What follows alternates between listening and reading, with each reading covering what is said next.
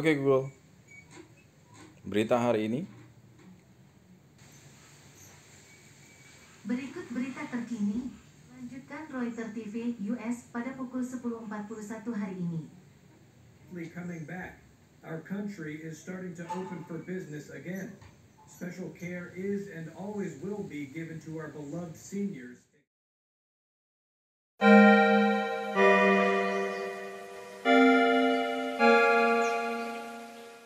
Oke guys, ketemu lagi dengan Farid ya.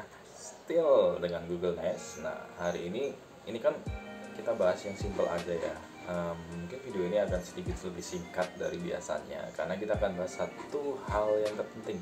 Oke, seperti yang kita tahu, Google Nest ini adalah speaker, tapi dia smart speaker karena dia punya machine learning yang mana dia bisa mempelajari kebiasaan kita, perintah-perintah kita, mengerti mau kita seiring waktu. Jadi dia akan belajar dari kita seiring waktu. Jadi semakin lama dipakai dia akan semakin pintar, katanya sih. Nah, terus kenapa ini juga akan saya bahas ya? Karena dia smart speaker, tapi balik lagi kodratnya dia adalah speaker.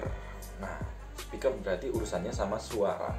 Seperti yang kita tahu juga, mungkin teman-teman atau penghuni YouTube juga sudah browsing bahwa ini gimana sih spesifikasinya. Nah, yang pertama adalah spesifikasinya dia secara sound. Dia memiliki yang namanya speaker berdiameter 40 mm sehingga dia bisa menghasilkan suara 360 derajat. Jadi dia akan sebisa mungkin menyebarkan suara ke seluruh ruangan. Nah, satu aja ya, saya pakai satu aja ini sudah cukup. Wow, suaranya, apalagi kalau saya pakai dua dan di pairing sebagai speaker stereo. Saya belum coba itu. Dan dia memiliki 3 mikrofon dengan jangkauan yang cukup jauh ya. Saya sudah pakai sekitar 1 meter lebih ya, hampir 2 meter juga saya sudah pernah coba, dan dia masih bisa menangkap suara dan perintah yang saya sebutkan. Terus dia juga punya yang namanya teknologi voice match. Jadi voice match ini dia akan mendeteksi suara atau mengenali suara pemiliknya. Ini sangat berguna sekali kalau misalkan kita berada di tempat yang rame. Jadi kalau di tempat yang rame, katakanlah ada saudara kita atau teman kita datang ke rumah, ya pastikan rumah bakal rame. Nah, itu kan suara akan bercampur aduk. Ketika dia bisa mengenali suara kita, maka suara kita yang akan didengarkan oleh dia. Oke, jadi balik lagi ke masalah sound. Nah, ada mungkin teman-teman udah pernah ya saya kasih tahu juga bahwa soundnya itu cukup menggelegar dibandingkan dengan yang generasi yang pertama. Yang generasi yang pertama itu bassnya kurang nendang ya. Yang kedua ini Google memperbaiki produk ini, jadi bassnya itu lebih kerasa, jadi lebih punchy di yang kedua ini.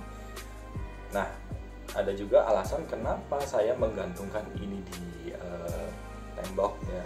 Kan biasanya ditaruh di meja kan juga oke. Nah, ini bedanya, silakan dinilai sendiri.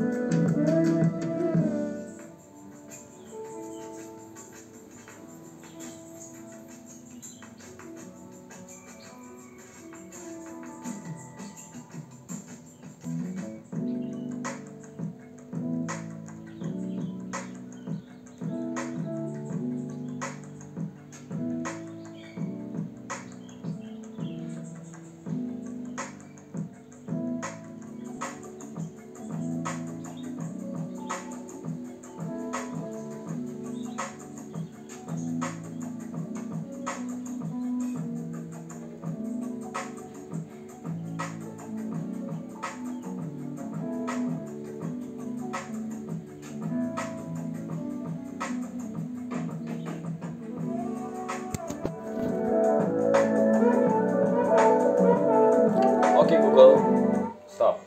Nah, satu lagi fitur yang bisa kita pergunakan di sini, misalkan teman-teman saya kurang seret sama kualitas suara Spotify, teman-teman bisa langsung pairing dengan Bluetooth. Jadi dia juga berfungsi sebagai speaker Bluetooth.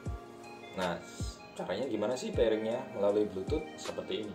Oke Google, pairing Bluetooth.